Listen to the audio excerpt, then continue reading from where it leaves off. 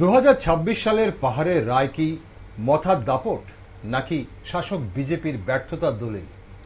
পাহাড় কি তবে কেবল আবেগের কাছেই আত্মসমর্পণ করলো, নাকি এটা সুসংগঠিত গ্রেটার ত্রিপুরাল্যান্ড দাবির এক চূড়ান্ত বহিঃপ্রকাশ?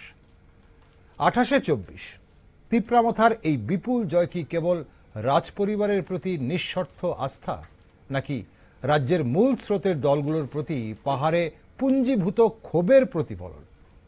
8 বছর ক্ষমতায় থেকেও কেন পাহাড়ের মানুষের মন জয় করতে ব্যর্থ হলো বিজেপি? 10% ভোট বাড়লেও 5টি আসন কমে যাওয়া কি স্রেফ পরিসংখ্যানে খেলা, নাকি ভেতর থেকে কুরে কুরে খাওয়া সাংগঠনিক দুর্বলতা? অন্যদিকে 2% ভোট কমে যাওয়া এবং কোনো আসন না পাওয়া কি প্রমাণ করে যে পাহাড়ের মাটিতে বামপন্থা এখন কেবলই ইতিহাস? আর এদিকে গণনার পর রাজ্যের বিভিন্ন প্রান্তে মথা সমর্থকদের ব্যাপক সন্ত্রাস আবারও এক পুরনো ক্ষতকে উস্কে দিয়েছে। নির্বাচনের রায় যাই হোক, নির্বাচনোত্তর সন্ত্রাস কি ত্রিপুরার রাজনীতির অবিচ্ছেদ্য অংশ হয়েই থাকবে? এই জয় কি তবে ব্যালটের না পেশি শক্তির দাপট?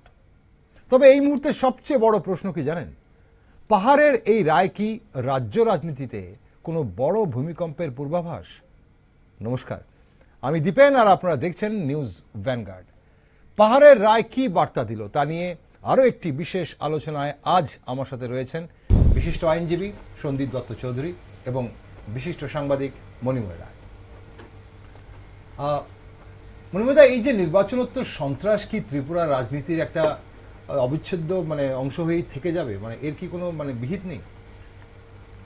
আসলে অদ্ভুত ব্যাপার। প্রথমে আমি এই সমস্ত ঘটনার তীব্র নিন্দা করছি। আমি নিজে সংবাদ জগতে আজকে থেকে তো না, তো দীর্ঘদিন ধরে রয়েছি। আমি এটা 88-89 সালের পর থেকে ব্যাপারটা লক্ষ্য করছি। এটা দুটো ধারা হতে পারে। একটা হচ্ছে যে হেরে যাওয়ার ক্ষোভ, অথবা তুমি হারলে কেন তার ক্ষোভ। অর্থাৎ যে দলকে আক্রমণ করা হচ্ছে তুমি কেন জয়ী হতে পারলেন না, সেই জন্য তার একটা ক্ষোভ। এর কি অদ্ভুত ব্যাপার! এই যে জায়গাটা থেকে দাঁড়িয়ে যারাই গন্ডগোলটা করছে, যারা এখন অব্দি যা অভিযোগ, আজকের আপনার প্রশ্নের উত্তরে যদি বলি, যারাই অভিযোগটা করছেন, যাদের বিরুদ্ধে অভিযোগ, দুটো দলই কিন্তু রাজ্য প্রশাসনের সঙ্গে যুক্ত। কেউ এটা মাথায় রাখছে না যে আলটিমেটলি আঙুলটা ওদের দিকেই উঠবে। এই যে জায়গাটা কেন থামানো যাচ্ছে না? এই জায়গাটা কি এখন ইতিহাসের পাতায় চলে যাবে যে এখানে ইলেকশন হলেই পরবর্তী সময় গন্ডগোল হবে? ইলেকশন দারুণভাবে হলো, ছোট্ট একেবারে মিনিমাম, এবং কাউন্টিংও একেবারে মিনিমাম ঘটনা। তারপরে এই ঘটনা কেন? কেন করতে হবে এগুলি? এগুলি হচ্ছে ব্যাপকভাবে আপনার যে নিজের দলের ওপর আস্থাহীনতা, নিজের দলের ওপর কন্ট্রোল না থাকা, একদম রাজনৈতিক চেতনা না থাকা, এবং রাজনৈতিক কিছু আমি বলবো কিছু পাইরেটস, রাজনৈতিক কিছু পাইরেটস হঠাৎ করে এই সমস্ত জায়গা দখল করে, যাদের সম্পর্কে নেতৃত্ব কোনো খবর রাখেন না, ফলে নেতৃত্বের হাতছাড়া হয়ে যাচ্ছে। এই যে জায়গাটা, এই জায়গাটা সাধারণ মানুষ ভুগে যাচ্ছে। খুব খারাপ লাগছে, একটা বাড়ি, একটা উপজাতির বাড়িতে যেভাবে ভাঙচুর করা হয়েছে রামচন্দ্র ঘাটের অন্তর্ভুক্ত একটা এলাকাতে, সে জায়গাতে এই ভদ্রলোকের এই বাড়িটা তৈরি করতে উপজাতিদের পরিস্থিতি আমরা জানি, তাদের অর্থনৈতিক পরিস্থিতি আমরা জানি। এই পরিস্থিতিতে তার বাড়িটাকে যেভাবে তছনছ করা হয়েছে, বয়স্ক মানুষটা কাঁদছেন, বাড়ির মহিলারা কাঁদছেন রীতিমতো। মন্ত্রীও গিয়েছেন, কিন্তু মন্ত্রী কি করবেন? জায়গাতে দাঁড়িয়ে এই যে ঘটনাগুলি দেখছি, এগুলি আমরা শুধু বলেই যাব, প্রত্যেক বছরই বলছি, এবং যারা আক্রান্ত হচ্ছেন তারা বুঝতে পারছেন যে বিষয়টা কি হয়েছে, কি ঘটনা, কেন শাস্তি দেওয়া হলো। এটাই প্রশ্ন হচ্ছে মানুষের, যে নির্বাচনোত্তর এই শাস্তিটা কেন, কি অপরাধে এই শাস্তি দেওয়া হয়, যেটা মনোমেদা বলার চেষ্টা করছে। একদম মনোমেদা বলার চেষ্টা করছে কারা এই মারপিটটা করছে, যারা জয়ী হচ্ছে তারা কি আনন্দে খুশিতে শাস্তি দেওয়ার জন্য এই কাণ্ডটা করছেন বা এই মারপিটটা করছেন? কারা শাস্তি দেবার? ওরা কারা? সন্দীপ দা, এই জিনিসটা আপনি খুব কাছ থেকে দেখেছেন, রাজনীতিকে, রাজ্য রাজনীতিকেও আপনি খুব কাছ থেকে দেখেছেন। এই যে সন্ত্রাসের রাজনীতি এবং এটা কি বদলা নেওয়ার রাজনীতি, নির্বাচনোত্তর এভাবে বিপুল জয়, মানুষ এভাবে সমর্থন করার পরও যদি অভিযোগের তীর যখন মথা সমর্থকদের ওপর উঠছে, বাড়িঘর ভাঙচুর, বাড়িঘরে আগুন দেওয়া এবং বহু সমর্থকরা, বিজেপি সমর্থকরা বা অন্যান্য দলের সমর্থকরা এই মুহূর্তে ঘর ছাড়া, বাড়ি ছাড়া, তারা প্রশাসনের আশ্রয় নিয়েছে। এটাকে কিভাবে দেখছেন? এটা কি আমাদের রাজ্যের এই সংস্কৃতি কি কোনোভাবেই বন্ধ হবে না? কি সমতল কি পাহাড়? আপনি টেরিটোরিয়াল কাউন্সিল থেকে শুরু করে যখন ত্রিপুরা রাজ্য ৭২ সনের পূর্ণ রাজ্য হলো এবং প্রথম যে বিধানসভা গঠিত হলো তার মেয়াদ শেষ হলো ৭৭ সনে। ৭৮ সনের 31 ডিসেম্বর ভোট গণনা শুরু হয়েছিল। তৎকালীন সময়ে ব্যালটের মাধ্যমে ভোট গণনা হতো এবং counting everything process was completed by the 1 January 1978 এবং প্রথমবারের মতো ত্রিপুরা রাজ্যে বামফ্রন্টরা ক্ষমতায় আসলো। নৃপেন চক্রবর্তী মাননীয় মুখ্যমন্ত্রী হলেন এবং নৃপেন চক্রবর্তী তার হচ্ছেন ধারক বাহক এবং তার প্রবাহমানতা হচ্ছেন দশরথ দেব এবং সেটাকে একেবারে শীর্ষস্থানে পৌঁছে দেওয়ার একেবারে পুরোহিত হচ্ছেন মানিক সরকার। আপনি দেখুন তো 52 থেকে 77 একটি ইনসিডেন্ট ছিল কিনা? অনেক নির্বাচন গেছে, পৌর পরিষদের নির্বাচনে পর্যন্ত অমল দাশগুপ্তের নেতৃত্বে ক্ষমতায় ফিরে এসছে। কোথায় সন্ত্রাস? আগরতলা শহরে। আপনি নৃপেন চক্রবর্তী, দশরথ দেব, বীরেন দত্ত, বৈদ্যনাথ মজুমদার ধারাবাহিকভাবে টেরিটোরিয়াল কাউন্সিল থেকে শুরু করে যদি আমরা ইউনিয়ন টেরিটরি দেখি, তারপর পূর্ণ রাজ্য দেখি, তারা জয়যুক্ত হয়েছেন। শহরের সিটে বামপন্থীরা জয়যুক্ত হয়েছেন। কোথায় ছিল সন্ত্রাস? কিন্তু নৃপেন বাবু যখন প্রথম মুখ্যমন্ত্রী হলেন, নৃপেন বাবুর পিরিয়ডে আপনাদের বোধহয় মনে আছে, নোয়াবাদী, পশ্চিম নোয়াবাদী অতীশ চৌধুরী গ্রাম প্রধান ছিলেন প্রথম। তারপর সিরিয়ালি দীপঙ্কর নাথ শর্মা, শঙ্কর জয়ন্ত, সিরিয়ালি এই সন্ত্রাসগুলো তো বামের আমলে বাম শুরু করেছে।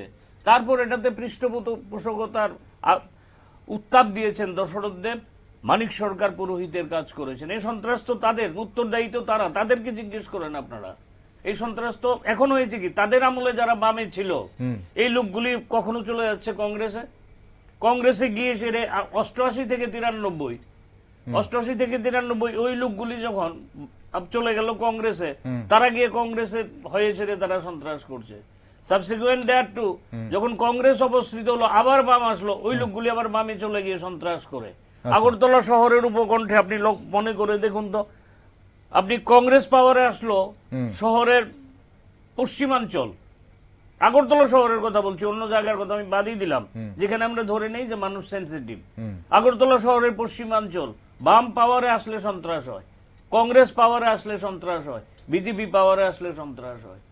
তো এগুলি কিন্তু ধারাবাহিকভাবে শুরু করেছে কারা? এবং দেখবেন যেই সেট অফ লোক, আমরা আদালতে কাজ করি, আমরা দেখি এই সন্ত্রাসের নামে সরকার পরবর্তীকালে কিছুকে অ্যারেস্ট করে এবং এদেরকে যাদেরকে ফরওয়ার্ড করা হয় কোর্টে, তারা লক্ষ্য করে দেখি বামের আমলেও ফরওয়ার্ডের আসামি, লোকগুলো সেম, তারাই সন্ত্রাস করে, শুধু দল পাল্টায়, মানে যে শাসকে থাকে তার। এটা মানিক শাহ টেস্ট করে লোক ঢোকায় না, বিপ্লব দেবও টেস্ট করে লোক ঢোকায় না পার্টিতে ঢোকানোর সময়, শুধু মানে যে আমার জনসংখ্যা বাড়ুক, এটা আপনার কি বলে এই মানিক সরকারও টেস্টেড করে লোকগুলোকে ঢোকায় না। তার ট্র্যাক রেকর্ডটা কি? ট্র্যাক রেকর্ড কে দেখে? দলে জয়েন করেছেন, পতাকা দিয়েছেন, বাস হয়ে গেল। তার ট্র্যাক রেকর্ড কি? সে চুরি চামারি আসলে পরে কি করবে? আগের দলে থেকে সে কি চুরি চামারি করেছে? এগুলো নিয়ে কোনো আলোচনা তো এগুলো হবেই। এবং এগুলির আমি মনে করি এগুলি তো আমি তো তথ্য দিয়ে বললাম, অতীশ চৌধুরী পশ্চিম নোয়াবাদী ঘটনার আগে ত্রিপুরার যে পলিটিক্যাল মার্ডার কোনটা? Is there a single instance? কোন বামপন্থী বন্ধু বলতে পারবেন যে that was a political murder, আমাদের লোক মার্ডার হয়েছে? আবার আপনি এই ধারাবাহিকভাবে আপনি বিচ্ছন্ন মনু বলতে পারবেন।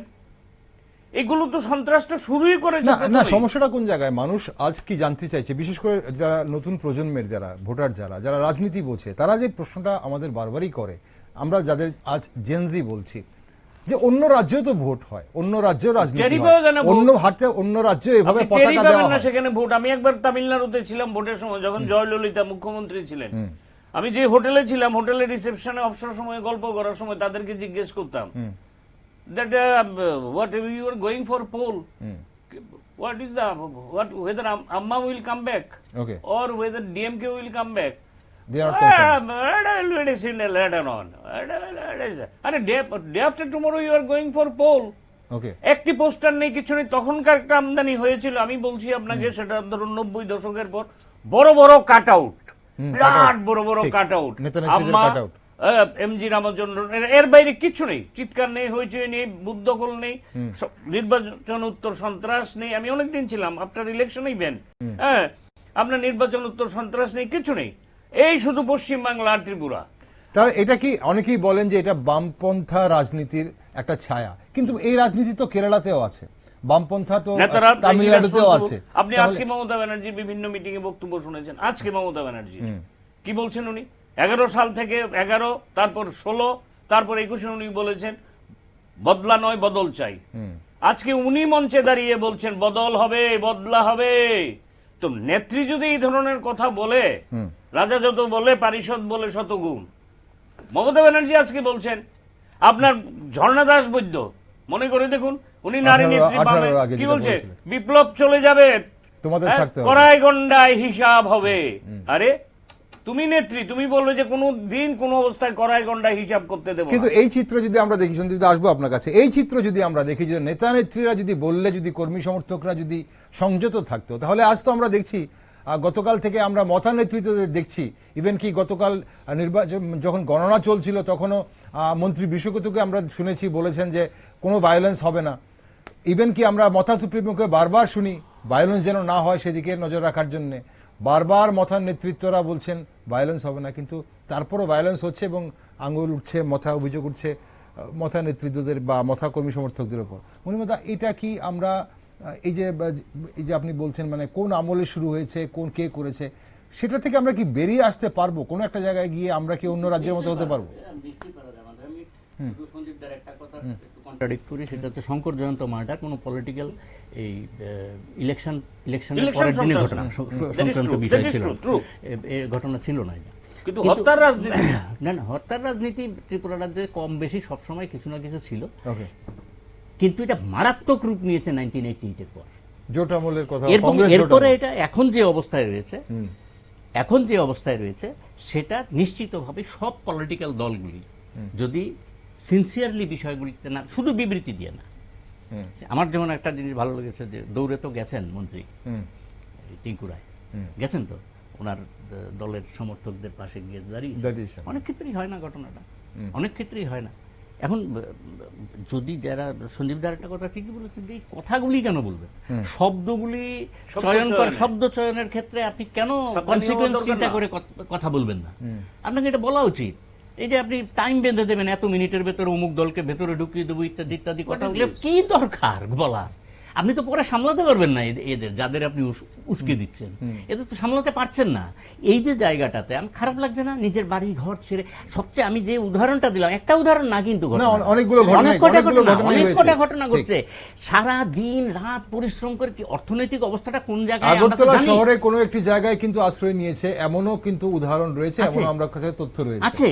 এবং এই যে সারা দিন রাত পরিশ্রম করে এই যে মা বোনেরা এই বিভিন্ন কাঁচা ফসল বিক্রি করে করে অল্প অল্প পয়সা রোজগার করে নিজের বাড়ির ঘরের সম্পত্তিটা তৈরি করলো, তাকে ভেঙে দিয়ে চলে এলো, কোনো প্রতিকার হবে না। ভেঙে দেওয়া হলো, পুড়িয়ে দেওয়া হলো, একদম পুড়িয়ে দেওয়া হলো, আগুন জ্বলছে সব জায়গায়। ঠিক, অবশ্যই আমরা নিন্দা করি এই জায়গাটায় আমি প্রথম এবং শেষ কথা, যেটা এখানে রাজনৈতিক দলগুলি তাদের নেতৃত্ব যদি তাদের কন্ট্রোল করতে না পারেন, তাহলে হঠাৎ করে রাজ্যপাল অমুক জনকে ডেকে পাঠিয়েছেন, মানে কি এগুলি শুধু পেপারে বাইট দেওয়ার জন্য, বা সকাল বিকেল গিয়ে রাজ্যপাল বা অমুক বাবুর সঙ্গে একটু দেখা করে এলাম, একটা ফেসবুকে একটা নতুন করে ছবি দিলাম, হাসি দিলাম, আমি আর সন্দীপ বাবু খুব খুশি হলাম। ঘটনাটা তো এরকম না। সন্দীপ দ্বারা আমাকে খুশি করে তো মূল ব্যাপারটা না, মূল ব্যাপার হচ্ছে এই যে কর্মীগুলি, আমি সত্যি করে বলেন, হ্যাঁ, আমি একেবারে এখানে দাঁড়িয়ে জোর করে বলতে পারি এই কাউন্টিং এজেন্ট ফেজেন্ট এগুলি আর যাবে কোনোদিন এই কোনো শিক্ষিত ছেলে? এখন সবচেয়ে বড় প্রশ্ন ওটা, এখন থানসা কোথায়? কাদের মারা হচ্ছে? কি সব কাদের মারা হচ্ছে? জনজাতিদের মারা হচ্ছে, জনজাতিদের দ্বারা। তাহলে এখন থানসা কোথায়? কোন থানসার কথা বলা হচ্ছে? First time in Tripura, this is the first time যে জনজাতিকে মারছে। আপনি তার আগে দেখতে পাবেন না জনজাতিকে খুব একটা, মানে বহুল আকারে একেবারে মানে সর্বজন বিদিত হয়ে মারা। হুম। এবারে কিন্তু একেবারে রেপিডলি দেখা যাচ্ছে যে তুমি বিজেপি করবে, তুমি কেন BJP 21-এও তো করবে? এরকম হয়নি। তুমি কেন বিজেপি করবে? আমরা একটা দলই করব, বাকিদের সঙ্গে ফাইট করব। 2021-এও ঘটনা নেই এরকম। 2021 কিন্তু এরকম ট্রাইবেল কে নিয়ে এত এই ঘটনা নেই। আজকে সর্বত্র, not that in the side of the north, not that in the সর্বত্র, সর্বত্র, সাউথ। south। সিপাহীজলা ডিস্ট্রিক্টে বিশ্রামগঞ্জের সাইডে আমিও সোশ্যাল মিডিয়াতে দেখছিলাম, এক ভদ্রলোক, বয়স্ক ভদ্রলোক, প্রায় কান্না অবস্থা, যে আমার অনেক কিছু শেষ করে দিল। জিজ্ঞেস করছে আবার আপনার সাংবাদিক বন্ধুরা যারা করেছে তারা কোন রাজনৈতিক দলের সমর্থক। আপনি শুনলে ভদ্রলোক, অনেকে আমার ভালো লেগেছে, ভদ্রলোক বোল্ডলি বলছে যে হয়তো এখন আমার কথা শুনে বিজেপি রাগ হবে, বিজেপির তারা হয়তো এলাকার রাগ হবে, আমি কিন্তু ভুট্টা ত্রিপুরা মাথাকে দিয়েছি, যেহেতু আমার এলাকাতে প্রার্থী জয়যুক্ত হয়নি ত্রিপুরা মাথার, আমার উপর অত্যাচার। আরে ভোট দেওয়ার পরেও যদি অত্যাচার হয়, হোয়াট ইজ দিস? এটা এই কোন রাজনীতি সেই আমরা দেখছি। এই বলে ওকে, তো আমরা নেতারা আমরা যদি- অবশ্যই একটু এবারে যে নির্বাচন, এডিসি নির্বাচন, এডিসি বহুল চর্চিত এবারের এডিসি নির্বাচন 26, 28টি আসন দখল করার প্রতিশ্রুতি বা হুঙ্কার কিন্তু অনেক দলের নেতৃত্বদের আমরা দিতে দেখেছি, কিন্তু তিপ্রামথা এবারও 28টি আসনের মধ্যে 24টিতে জয়লাভ করে। এখন নিজেদের আধিপত্য বজায় রেখেছে। বেশিরভাগ বিশেষজ্ঞরা বলছেন আবেগের ভোটে মথা বিপুল জয় পেয়েছে। মনিমতা, তাহলে কি এই জয় আবারও প্রমাণ করলো যে রাজ্যের জনজাতি জনগণের কাছে গ্রেটার ত্রিপুরাল্যান্ড বা সাংবিধানিক সমাধানের দাবিটি এখন প্রধান ইস্যু, নাকি এর পেছনে অন্য কোনো সমীকরণও কাজ করছে? না, ওই পরেরটাই ঠিক, যে পরের যে সমীকরণটা যেটা বললেন, এই যে পরিচয় সমীকরণের কথা বললাম, Identity আবেগের politics, কথা, হ্যাঁ। আইডেন্টিটি পলিটিক্স ইত্যাদি ইত্যাদি, কিছু স্থানীয় লাভালাভ ইত্যাদি বিষয়গুলি কাজ করছে। আর যেটা বললেন যে গ্রেটার ত্রিপুরাল্যান্ড আর ত্রিপুরাল্যান্ডের যে দাবিটা, এটা কোন জায়গায় আছে এটা ওরা বলতে পারবেন ভালো, যারা ত্রিপাক্ষিক চুক্তিতে গিয়ে স্বাক্ষর করেছেন। ত্রিপাক্ষিক চুক্তি হলো না দেখে, কেন হলো না, ত্রিপাক্ষিক চুক্তির মূল বৈশিষ্ট্য কি, সব নিয়ে আলোচনা হচ্ছে। আমাদের কাছে কারোর কাছে প্রকাশ্যে আছে এসব কিছু? কি আলোচনা হয়েছিল? আমরা শুধু দেখেছি 100 কতজন বা 200 কতজন সারেন্ডার করেছে ইত্যাদি ইত্যাদি, খুব ভালো জিনিস। আমরা তো সবসময় তার পক্ষে, যারা বিপক্ষে আছেন তারা আসুক, মূল আমরা তো তার পক্ষে, তার বিরোধিতা তো কোনো সময় করা হয়নি। কিন্তু এখন ভোটের পরে যে তথ্যগুলি বা আমরা প্রেসের সামনে যে কথাগুলি বলা হচ্ছে বিজয়ী দলের পক্ষ থেকে, যে আমাদের যে ত্রিপাক্ষিক চুক্তি আমাদের মানা হলো না, একটা বিষয় মানা হলো না, কি সব ত্রিপাক্ষিক চুক্তির ভেতরে কি কি আছে, দু একটা শব্দ যা শুনলাম তাতে 125 কনস্টিটিউশন অ্যামেন্ডমেন্ট, এটা 125 কনস্টিটিউশন অ্যামেন্ডমেন্ট কেন হলো না? ডাইরেক্ট ফান্ডিং, পলিটিক্যাল রাইটস, বিভিন্ন রাইটস এর কথা পলিটিক্যাল বলা রাইটস, হচ্ছে, ল্যান্ডের বিষয়গুলি, কালচারাল রাইটস এর কথা বলা হচ্ছে। হ্যাঁ, এই যে কালচারাল রাইটস, এইগুলি যদি চুক্তির ভেতরে এসে থাকে, এর বিরোধিতা করবে কি? আমরা তো করছি না কালচারাল রাইটসের বিরোধিতা। ও বলছে যে ভোটাধিকার তো আছে, তাহলে এই ভোটগুলি হচ্ছে কি করে? ভোটাধিকার তো ট্রাইবাল বেল্টে নেই তা তো না। ভোটাধিকার বলতে ব্যাখ্যাটা কি, কোন ব্যাখ্যায়? কোন পলিটিক্যাল রাইটস এর কথা বলা হচ্ছে? সন্দীপ আলোচনা করার সময় যদি বলি না আমাদের ভোটাধিকার দিতে হবে, মানুষ হাসবে তো না, বিষয়টা হাসাহাসি ব্যাপার হবে। প্রশ্ন হবে যে কেন সিএএ বিরোধিতা করেছিলেন, এই প্রশ্নটা পাল্টা আসবে আমাদের কাছ থেকে, থাকবে যে সিএএ বিরোধিতা করেছিলেন তো কেন, ব্যাখ্যা কি, এর পেছনে কারণ কি? তাহলে কি এসআইআর কে সমর্থন করবেন? দুটোই তো প্রায় কাছাকাছি, দুটোই তো নাগরিকত্বের সঙ্গে প্রায় যুক্ত, পুরোপুরি না। তাহলে এই যে জায়গাগুলি, এগুলি কি পরবর্তী সময়ে নতুন করে আবার একটা তাহলে এই প্রশ্নগুলো কি তাহলে পাহাড়ের ভোটারদের মনে কখনো জাগেনি? না, এই ভোটে এই বিষয়গুলি খুব একটা প্রভাব ফেলেনি আমার মনে হয়। প্রভাব ফেলে তাহলে তো প্রশ্ন করতো যে কেন ত্রিপুরাল্যান্ডের কথা বলে তো আগের বার ভোট নিয়েছিলেন, এবার কি হলো? গ্রেটার ত্রিপুরাল্যান্ডের কথা বলে ভোট নিয়েছিলেন, তার কি হলো? এইগুলি খুব একটা প্রভাব পড়েনি। আমি যেটা বলছি, ইয়াং জেনারেশনকে নানাভাবে প্রলুব্ধ করেছে, তাদের স্লোগানগুলি প্রলুব্ধ করেছে, বিশেষ করে আইডেন্টিটি পলিটিক্স এবং এই যে আমাদের তাদের ভাষা সংক্রান্ত বিষয়, যেটা যে ককবরক যে ল্যাঙ্গুয়েজের বিষয়টা ব্যাপকভাবে প্রভাবিত করেছে। আর কিছু আঞ্চলিক দলগুলির যেগুলি থাকে, স্থানীয় কিছু লাভালাভের প্রশ্ন আছে, যে আমাদের এইগুলি যদি হয়ে যায় তাহলে ভালো হবে। বহিরাগত এক সময় ছিল যে বাইরে থেকে বহিরাগত সবাই আমরা, হ্যাঁ, তারপরে ইলিগাল মাইগ্রেন্টস ইত্যাদি বিষয়গুলি আছে। এখন এসআইআর আরম্ভ হওয়ার পরে বোঝা যাবে কারা ইলিগাল মাইগ্রেন্টস ইত্যাদি বিষয়গুলি এখনই বিষয়ের ভেতরে নেই। আর হচ্ছে এই যে সমস্ত বিষয়টাকে ব্যাপকভাবে প্রচার কেউ বলবেন অপপ্রচার ইত্যাদি ব্যাপারে, দুর্নীতি ইত্যাদি বিষয়গুলি ব্যাপকভাবে এসেছে। আরেকটা হচ্ছে দল ভাঙাভাঙির একটা খেলা শুরু হয়েছিল, যেটা ইদানিং এই ধরুন আজকে 48 ঘন্টা আগে থেকে যে বিষয়টা প্রকাশিত হচ্ছে, এটা এই যদি দুর্নীতি যদি ইস্যু হতো তাহলে তো মথার এই মুহূর্তে মথার বিপুল জয় হওয়ার কথা ছিল না। ভোটাররা প্রভাবিত হতো দুর্নীতি ইস্যু। দুর্নীতির ইস্যুটা একটা ইস্যু ছিল, কিন্তু সেভাবে নিয়ে যেতে পারেননি অন্যান্যরা, এটা ব্যাপকভাবে নিয়ে যেতে পারেননি। আইডেন্টিটি পলিটিক্সের সামনে ব্যাপকভাবে মার খেয়ে গিয়েছে। ওকে সন্দীপ দা, আপনার কি মনে হয় এই পয়েন্টের উপর যদি আমি কন্টিনিউ করি, ধরুন কার্যকারণত আমি ব্যক্তিগতভাবে আশা করি না এবং এটাকে মানে আমার মানসিক অভিপ্রায়ও না। ধরুন রাজনৈতিকভাবে অবসর নিলেন ত্রিপুরা মাথার সুপ্রিমো প্রদ্যুৎ কিশোর, দলটার অবস্থা থাকবে কিনা, কোন নীতি সিদ্ধান্ত এই সমস্ত যে আমরা কচকচানি আলাপ স্টুডিওতে বাতানুকূল ঘরে বসে আমরা করছি, কিছু থাকবে না। ওই যে আইএনসির অবস্থা 2% রক্ষা করাই মুশকিল হয়ে যাবে। আচ্ছা, কিছু থাকবে না। আমি কনফিডেন্টলি আমাকে বলি, মাইনাস প্রদ্যুৎ কিশোর দেব কিছু নাই, শূন্য। ওই যে কনস্টিটিউশন আপনি বলুন তো, 125 আর্টিকেল 125 এর amendment, what is in the 125 article আপনি জিজ্ঞেস করুন তো, শিক্ষিতকে জিজ্ঞেস করুন, বলতে পারবে। 1 নম্বর। 2 নম্বর, রাইট টু প্রপার্টি নিয়ে যেটা মনিবাদা বললেন, হ্যাঁ, আরে সেটা তো আজ থেকে অনেক বছর আগে টিএলআর 1960-তে সুকুমার সেনগুপ্ত অ্যামেন্ডমেন্ট করে 187 ঢুকিয়ে দিয়ে গেছিলেন, যেটার কারণে এখনো উপজাতির এলাকাতে কোন লোক other than tribal due course of process of law তার জায়গা ক্রয় করতে পারেন না, ট্রাইবেলরাও বিক্রি করতে পারেন না। That interest has been protected. Land rights এখানে আছে রয়েছে। It is also protected in 66। Voting right, এই যেটা বললেন ভোটিং রাইট না থাকলে তো আজকে এই রেজাল্ট আসে না। তার মানে কি এগুলিতে কোনো এফেক্টই করে না। এফেক্ট করে একমাত্র বোবাগ্রা। আমার সামনে বোবাগ্রাকে পায়ে ধরে প্রণাম করেছি, বোবাগ্রাকে 10 টাকা দিয়েছি, প্রণাম করেছি, বোবাগ্রা আমার মাথায় হাত রেখেছে।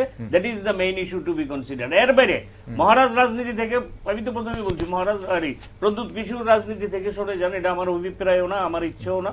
উনি থাকুন রাজনীতি, কোনো কার্যকারণত যদি উনি অবসর গ্রহণ করেন রাজনীতি থেকে, এই দল ফল এগুলো কিছু থাকবে না। এত দুর্দিনের বাজারে, যেখানে আপনি লক্ষ্য করে দেখুন, আপনার কাছ থেকে পাওয়া স্ট্যাটিস্টিক্স, আমাদের এখানে টকটা বোর্ড আজ থেকে 10 বছর আগেও ছিল যে বামফ্রন্ট 20 থেকে গোনা শুরু করে, একদম পাহাড়ের 20 থেকে গোনা শুরু করে। বামফ্রন্টের তো 11টা সিটের দরকার, তাই না? কারণ 20টা তো তার কনফার্ম।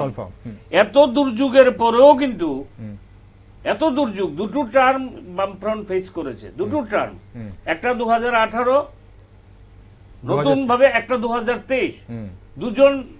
দুজন নতুন নেতৃত্ব, one is Biplab Kumar Deb, one is doctor Manik Saha. এই পরেও এডিসিতে আবার নতুন নেতৃত্ব, কে? পূর্ণচরণ ত্রিপুরা, পেছনে মহারাজ প্রদ্যুৎ কিশোর। এত কিছুর পরেও দুটো মানে 3টে ইলেকশন, এক্সক্লুসিভলি একটা ইলেকশন ফর অটোনমাস ডিস্ট্রিক্ট 18, 21, 23, 18, 21, 23, 26 এর এডিসি ইলেকশন করার পরে বাম ফ্রন্টের কি অবস্থাটা দেখুন। বাম ফ্রন্টের 18 থেকে কি বলে, বাম ফ্রন্টের অবস্থা আপনি দেখুন 12 থেকে তার 10%।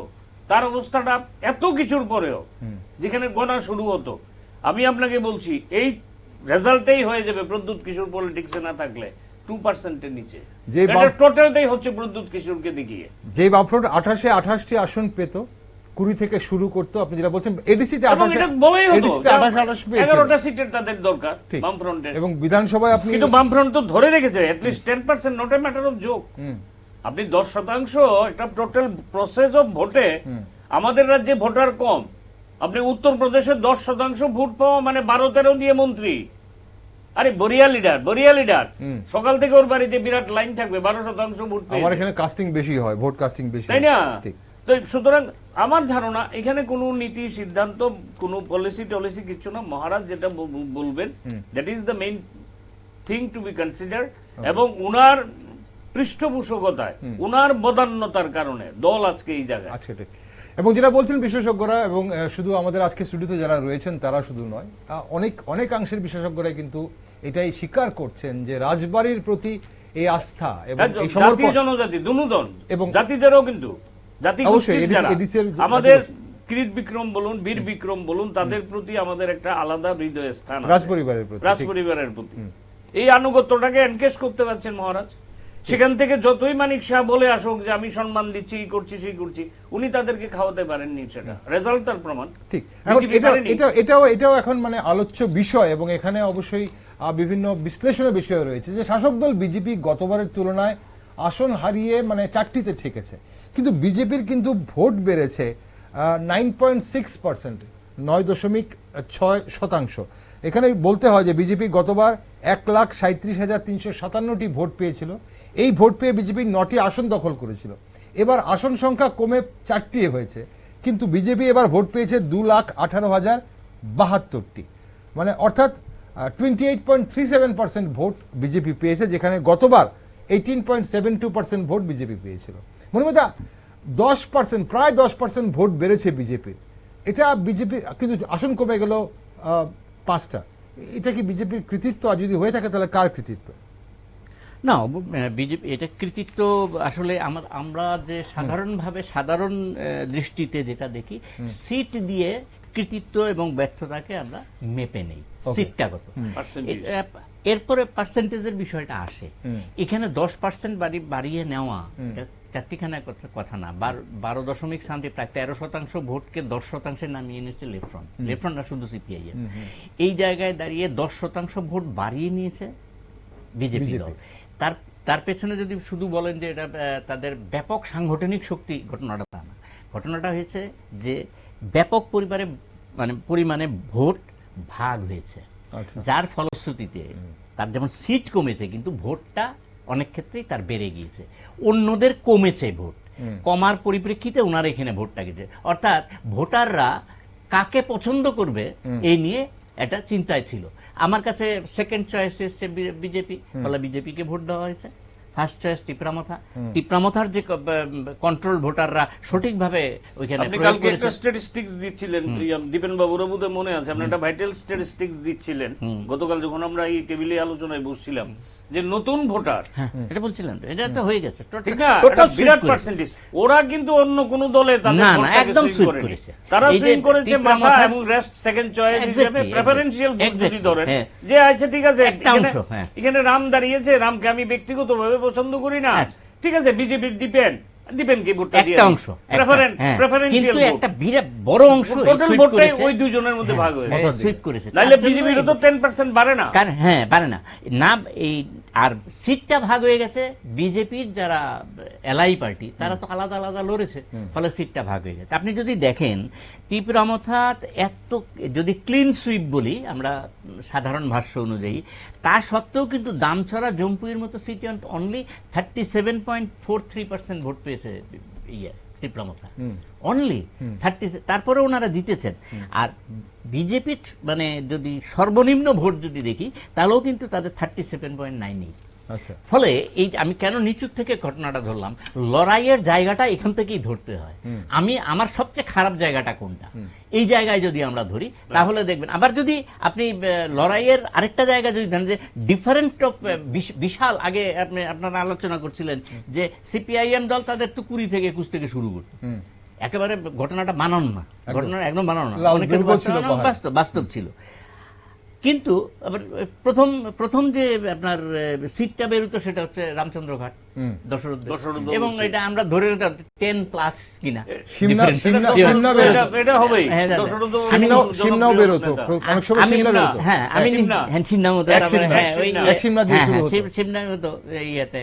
সিমনার ক্ষেত্রে হতো।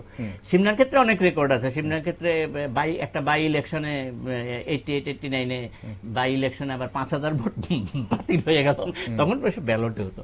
তো এখন যাই হোক, এরকম এই ঘটনার পরিপ্রেক্ষিতে আবার আপনার ঠিক তার পাশেই বিদ্যাদেব বর্মার যে সিটটা, এই সিটটাতেই আশারামবাড়িতে আমি বিপুল আমাদের প্রাক্তন সাংবাদিক, আমরা গেছিলাম একবার বিদ্যাদাকে, দেখলাম বিদ্যাদা কোনো পোস্টার নেই, কিছু পোস্টার থেকে পার্টি থেকে দিছিল, পোলাপানরে বইয়ের মলাত করে দিতে দিছি, একটা পিছনে প্রয়োজন, গুহার ভেতর দিয়ে আমাদের নিয়ে গেলেন, একটা মন্দিরেও আমার সব কোনো জায়গায় দাদু, কোনো জায়গায় নাতি। এই যে বিষয়গুলি, এই বিষয়গুলি হচ্ছে এই যে এই যে মানুষের সঙ্গে যোগাযোগটা, জনসংযোগটা এদের সাংঘাতিক ছিল। সুতরাং এখন এগুলি যদি আপনি চিন্তা ভাবনা করেন, তাহলে জনসংযোগটা হোয়াটসঅ্যাপে চলে গেল না। ফলে এই যে জায়গাটা, এই জায়গাটা হচ্ছে ব্যতিক্রমী। আর যে আপনার মূল প্রশ্নটাই চলে আসছি, যে কেন তাদের বাড়লো, জনসংযোগের জন্য বেড়েছে ঘটনাটা তা না। ওই যে যেটা আমি আসলে একটা জায়গায় একমত হলাম, এবং ওইখানে করেছে, কিন্তু যে জায়গাটা ধরা উচিত ছিল সেই জায়গাটা, এই যে নিয়মিত প্রদ্যুৎ কিশোর দেববর্মন একটা ফ্যাক্টর, কোন সন্দেহ। আমি একটা প্রথম দিন আপনি চালিয়েও দেখতে পারবেন, আমি প্রথম দিন থেকে একটা কথা বলে এসেছি, মথা অনেকটা এগিয়ে, অনেকের জায়গা থেকে গেম চেঞ্জার। এবং ওইটা আরেকটা দোদুল্যমানতায় চলে গেল, হয়তো লড়াইটা আরো সাংঘাতিক হতে পারত। ওই যে মানে আমরা সিট অ্যাডজাস্টমেন্ট করব কিনা, আমাদের আঁতাত হবে কিনা, এই যে বিষয়টা, এই বিষয়টা এবং চেহারাটা অন্যরকম হতে পারতো যদি সিট অ্যাডজাস্টমেন্ট হতো না। জনজাতি আবেগকে, মানে যেটাকে কাজে লাগানো হয়েছে, আপনারা সবাই বলছেন যে মথার দিকে আবেগ গেছে বলেই এই বিপুল জয়, কিন্তু এই আবেগকে কি কোনো জায়গায় বুঝতে ব্যর্থ হয়েছে গেরুয়া শিবির? বুঝবে না কেন, না বুঝার কি আছে? তার জন্যই তো মুখ্যমন্ত্রী এট লেংথ ফাইট করেছে, এটা তো অস্বীকার করার উপায় নেই। এটা তো তার চরম শত্রুও বলবেন না যে এই নির্বাচনটাকে মাথা আমার সেকেন্ড পার্টি কিংবা অ্যালাইড পার্টি কিংবা under the table there is a hidden agenda, আমি ছেড়ে দিলাম। Who was second? হ্যাঁ, আমি ছেড়ে দিলাম, নট দ্যাট। মাননীয় মুখ্যমন্ত্রী নির্বাচনকে ময়দানে গিয়ে লড়াই করেছেন, একেবারে মানে ময়দানে একেবারে সামনে গিয়ে ফেস করেছেন। এখন প্রশ্ন হলো উনার দলের সবাই এইভাবে করেছেন কিনা? That is the main thing to be considered. Similarly, as good as of the PE also, মাথা also. টিমের অন্য প্লেয়াররা খেলেছেন কিনা? হ্যাঁ, মাথার ক্ষেত্রে ইম্পর্টেন্ট দুই একজন player was totally silent, totally silent. এখন তাদের ক্ষেত্রে মাথা কি করবে? মুখ্যমন্ত্রী ঐকান্তিক ছিলেন, যতটুকু আমরা দেখেছি মুখ্যমন্ত্রী নির্বাচনের লড়াইয়ের ক্ষেত্রে ঐকান্তিক ছিলেন, এবং উনি তো শেষ দিকে ওনার বক্তব্যটাই একটা মানে কোট আনকোট একটা ট্রেডমার্কের মতো হয়ে গেছিল, 28-28। সুতরাং সেই ক্ষেত্রে কোনো মাইলেজ আমার মনে হয়নি। ময়দানে দাঁড়িয়ে যদি বিহাইন্ড দ্য স্ক্রিন কিছু থাকে সেটা তো আর আমরা বলতে পারবো না। ময়দানে দাঁড়িয়ে মাননীয় মুখ্যমন্ত্রী যথেষ্টভাবে লড়াই করেছেন, এবং আমার যেটা মনে হয় আজকে তো ধরুন রেজাল্টের সমস্ত স্ট্যাটিস্টিক্স সব চলে এসছে সামনে। একটা নির্বাচনে একটা জাতি গোষ্ঠীর, জনজাতি গোষ্ঠীর নির্বাচন অলমোস্ট, এটা যত কথাই আমরা বলি, কাঞ্চনপুরই বলুন আর আপনার ওই মনুবঙ্কুলই বলুন, 2-3 জাতি গোষ্ঠীর লোক জয়যুক্ত হয়েছেন। Basically it is a autonomous Tripura tribal autonomous district council. তো সেখানে এই নির্বাচনে দাঁড়িয়ে মুখ্যমন্ত্রী যদি এইরকম ঐকান্তিক ভাবে ফাইটটা না করতেন, বিজেপির কিন্তু 10% ভোট বাড়তো না, আমার ধারণা বাড়তোই না। এখানে আরেকটা গুরুত্বপূর্ণ ফ্যাক্টর, যদি আমরা ভোটের অঙ্ক হিসেব করি, এখানে 31% ভোট কিন্তু গতবার অন্যান্যরা পেয়েছিল। এই অন্যান্যদের মধ্যে আইএনপিটি আছে, এটা তো আমরা কালকে আলোচনা করেছি, আমি হিট করলাম। এবার 6.5, গতবার এটা তো হওয়া খুব স্বাভাবিক, because of the fact that statistics আপনাকে বলে দিচ্ছে, this statistics leads you to for an inference. ইনফারেন্সটা কি? জনজাতি গোষ্ঠীর মধ্যে একটা বৃহৎ অংশের লোকজন এখন highly educated, they have the reason of understanding যে আমি যে কাজটা করছি এটার পেছনে রিজনিং কি। আমরা অনেক সময় একটা কাজ করি তার পেছনে কোনো রিজনিং থাকে না, আপনি যত বুদ্ধিমত্তার লোকই হন, কমিটেড ভোটার যাদেরকে বলা হয়, আমরা বুদ্ধিমত্তা থাকে না। আমি বাবা কংগ্রেস করছে, পরিবারে জেঠু কংগ্রেস, মামা কংগ্রেস, আমি কংগ্রেস, আমার বাবা সিপিএম করতো, আমি সিপিএম। রিজনিং নাই। তাকে যদি আপনি জিজ্ঞেস করেন কংগ্রেসের পলিসি বলো কিংবা বিজেপি, ওরা কিন্তু বৃহৎ অংশের এখন ইয়াং জেনারেশন যারা, কারণ আমাদের ব্যবসার সূত্রে অনেকে আমাদের ক্লায়েন্ট আছেন, সামটাইমস আই ফাইন্ড মানে ভেরি কনফিডেন্ট যে তাদের সঙ্গে মিউচুয়াল এক্সচেঞ্জ অফ ভিউজ করতে। এত পড়াশোনা তাদের মধ্যে, নতুন যে জেনারেশনটা, এত পড়াশোনা, এত গভীরে গিয়ে পড়াশোনা। তো তারা যেটা আমরা যেটা কালকে আলোচনা করেছিলাম, আজকে বললাম, একটা নতুন ভোটার একটা বৃহৎ ফ্যাক্টর, মহিলা ভোটার একটা ফ্যাক্টর। ওই ভোটারটা একেবারে শার্পলি এই দুটো দলের মধ্যে first choice and second choice করে তারা ডিস্ট্রিবিউট করে দিয়েছে, 31% চলে এসছে আপনার 6.5%। রাইট, ভোটটা টোটালটা ভোটারটা তারা অন্য কাউকে কিন্তু তারা বঞ্চনা করেছেন। 17.5% শেয়ার বেড়েছে। নতুন ভোটাররা আপনি বলুন বিজেপির সহযোগী আইপিএফটি বলুন, তারা তো হিসাবের মধ্যেই নেই, কিংবা আইএনসি বলুন, কিংবা আপনি বলুন লেফট ফ্রন্ট, তাদের ভোট কমে গেল লেফট ফ্রন্টের বা পার্সেন্টেজ শতকরার হিসাবে। তো তারা টোটালটাই এক ক্ষেত্রে বিজেপি কে বাড়িয়ে দিল, আরেক ক্ষেত্রে মাথাকে বাড়িয়ে দিল। তো এই ভোটটা তো তারা জোর করে, কেউ এলিগেশন করে না জোর করে বুথ দখল হয়েছে, ছাপ্পা ভোট হয়েছে, নোবডি ইজ এলিজিং। টুকটাক ইতস্তত বিক্ষিপ্ত বিক্ষিপ্ত এগুলো হয়, এগুলো ব্যক্তিগত রেষারেষির কারণেও হয়ে থাকে। তো এই ভোটটা গেল কোথায়? এই যে নতুন ভোটারের ভোটটা 17.5% শেয়ার বেশি পেয়েছে এবার ত্রিপুরামথা ভোট। তো এই ভোটটা গেল কোথায়? 10%। ধরে নিতে হবে গতবার যারা কমিটেড তো ধরুন লেফট ফ্রন্টেরও কমিটেড 10% হয়ে গেল। তারা তো আগামী দিনেও যদি নির্বাচন হয় এটা দেখবেন 7-8 কাছাকাছি, যদি কমেও, তাই না? কমিটেড যারা, আর অ্যাব্রাপ্টলি যদি হয় সেক্ষেত্রে কংগ্রেসের 2%ও দেখবেন বিরাট হয়ে গেল। That is not the matters to be consider, but the facts remain. এই যে নতুন ভোটাররা, আদার্সের মধ্যে যদিও আইপিএফটিও আছে এন্ড আদার আরো সহযোগী আছে, আমি যদি তা বাদ দিও 25% ধরি যে এই ভোটটা শুধু আদারের নতুন ভোটার 25% টোটাল ভোটের 6.5% চলে এসছে 2026-এ। তো ভোটটা গেল কোথায়? এই দুটো দলের মধ্যে শিফট হয়েছে ডেফিনেটলি, ভোটার স্ট্যাটিস্টিক্স তাই বলে। মনোজদা, এই যে আমরা 9.6 প্রায় 10% ভোট বিজেপির বেড়েছে যেটা বলছি, এই যে সঞ্জীব দা যেটা বলছিলেন যে ডাবল ইঞ্জিন সরকারের যে সুবিধাগুলো পাহাড়ের প্রান্তিক মানুষের কাছে, মানে সেটা আদৌ কি সেটা কোনো প্রভাব ফেলেছে? বিজেপি বারবার বলছেন যে কেন্দ্র এবং রাজ্যের যে সরকারের যে প্রকল্প, এটা মানে এটা নেগেটিভ অ্যাপ্রোচ আছে। আচ্ছা, এই নেগেটিভ অ্যাপ্রোচটা কিরকম? আপনি যখন বলছেন যে এডিসি তে ব্যাপক দুর্নীতি হয়েছে, তখন আপনার পাশাপাশি বলে দেওয়া উচিত ছিল যে আমি রাজ্য সরকারের থেকে কি কি করেছি। যে অভিযোগটা তোলা হয়েছে 6,000 কত কোটি টাকা, অ্যাসেম্বলিতে দাঁড়িয়ে কোশ্চেন করা হচ্ছে, রিপ্লাই আসছে না। মথা দলের পক্ষ থেকে করা হচ্ছে যে আমি 6,000 কত কোটি টাকা যে আপনি আমাদের দিয়েছেন বিভিন্ন প্রকল্প রূপায়ণের ক্ষেত্রে, এটা কোন কোন খাতে দিয়েছে দিলুন বলা হলো না, এটা রিপ্লাই আসেনি। ফলে ওই জায়গাটাতে একটা কনফিউশন, যেটা সন্দীপদা কারেক্টলি পয়েন্টেড আউট, যে অনেক শিক্ষিত ছেলে, অনেক পড়াশোনা জানাওয়ালা ছেলেদের এবার নমিনেশন দেওয়া হয়েছে। দুই পক্ষেই কিছু কিছু আছে, কিন্তু নমিনেশনের ক্ষেত্রে ত্রিপুরামথা অনেক বেশি মুন্সিয়ানার পরিচয় দিয়েছে, অনেক চুজি ছিল, একদম চুজি, একদম যে আমি আপরাইটেড ছেলেগুলোকে সামনে আনবো দেব, এবং তাকে মানে একটা ইঙ্গিত দিয়ে দিয়েছেন যে আমি জয়লাভ করার পরে আমার প্রশাসনে কারা কারা থাকবে। যেমন ধরুন খত্র জয় রিয়াং জিতেছেন যিনি, ইনি দীর্ঘদিন আইপিএস অফিসার ছিলেন, এই রাজ্যের আইএস অফিসার ছিলেন।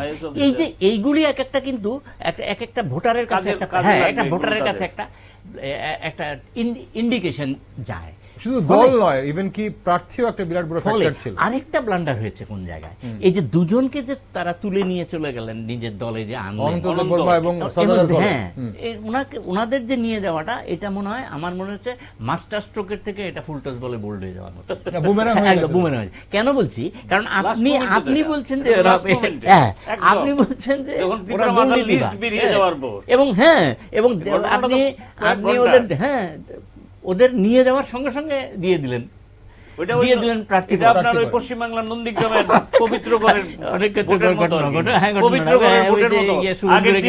আড়াইটে পর্যন্ত বিজেপি অভিষেক ব্যানার্জির সঙ্গে দেখা করার পর এই যে জায়গাটা, এটা আমাদের অ্যাসেসমেন্ট ভুল হতে পারে, আমরা কেউ আমাদের সঙ্গে এক সহমত পোষণ নাও করতে পারেন, কিন্তু এটা বাস্তব ঘটনা যে ছেলেটা তো সারা বছর খেটেছে, দাঙ্গা করেছে, মানে লড়াই করেছে, দাঙ্গা না, লড়াই করেছে, মাটি ধরে রাখার চেষ্টা করেছে, সকালবেলা ঘুম থেকে উঠে বললো, দেখলো যে ত্রিপুরামথা যে ছিলেন সে আমার হয়ে এখানে প্রার্থী হয়ে গেছেন, তার মানসিক অবস্থাটা, এই যে জায়গাটা, একই চিত্রটা ঠিক বোধহয় কৈলাসহর বিধানসভা কেন্দ্র আমরা 2023-এর নির্বাচন, হ্যাঁ ওই ঠিক যে চিত্রটা আপনি বলছেন মবস্বর আলীর কথা। মবস্বর আলী তো আপনার ধর্মনগরও হতো, মনে আছে বিশ্ববন্ধু সেন দীর্ঘ বছর মানে বিশ্ববন্ধু সেন ধারাবাহিকভাবে কংগ্রেসের একটা মানুষের পাবলিক ডিমান্ড ছিল, ওনাকে বঞ্চিত করা হতো। ওকে, এখন একটা শেষ প্রশ্ন আপনাদের দুজনের সামনে রাখছি। এই বিষয়টা খুব গুরুত্বপূর্ণ বিষয় এবং এটা নিয়েই কিন্তু এই মুহূর্তে রাজ্যের চায়ের দোকান থেকে শুরু করে ক্যান্টিন, অফিস ক্যান্টিন অব্দি চর্চা হচ্ছে, যেটা হচ্ছে যে এই পাহাড়ের এই রায় কি শুধু স্থানীয় প্রশাসন দখল নেওয়ার লড়াই ছিল, নাকি 2028-এর আগে এই ক্ষমতার ভারসাম্য এক তীব্র ধাক্কা খেলো বলে মনে করেন সন্দীপ দা?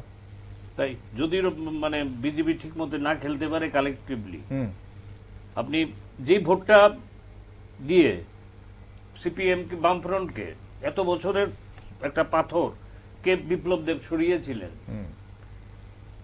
এবং ল্যান্ডস্লাইড ভিক্টরি, অলমোস্ট মাইনাস থেকে 50% কাছে ভোট, তাই না? তো সেখানে কালেকটিভ এফোর্টস ছিল। 11 পৃষ্ঠা প্রমুখ যেমন মনে করেছে যে এবার আমার দলটাকে পাওয়ারে আসতে হবে, পৃষ্ঠা প্রমুখ যেমন তার পৃষ্ঠার ক্ষেত্রে পরিবর্তন 100% সিনসিয়ার ছিলেন, পৃষ্ঠা প্রমুখ থেকে শুরু করে দলের সভাপতি পর্যন্ত এভরিবডি ওয়াজ সিনসিয়ার। যদি কালেকটিভলি করতে পারে তাহলে ধাক্কা দিতে পারবে, আর আদারওয়াইজ কিন্তু বিজেপির ক্ষেত্রে যত কথাই বলুক, এই ট্রেন্ড যদি এগুতে থাকে, শহরেও কিন্তু আপনি ধরুন মিউনিসিপ্যালিটি নির্বাচন, আমরা জানি জনজাতি অংশের মানুষরা প্রশাসনের বিভিন্ন জায়গাতে দায়িত্বশীল পদে আছেন, শিক্ষিত মানুষ, dominating personality in the state. এই যেমন আমরা ত্রিপুরা মাতার ক্ষেত্রে দুজনের কথা উল্লেখ করলাম, they are the eminent personalities in the administration ছিলেন। তো এই সমস্ত টাইপের লোকরা তো আগরতলা শহরে বাস করছেন।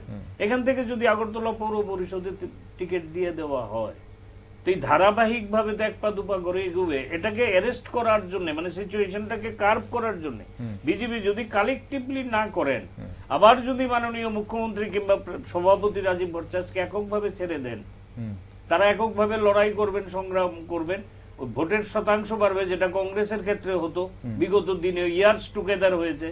বামফ্রন্ট আর কংগ্রেসের মধ্যে ভোটের ডিফারেন্স 3%, 4%।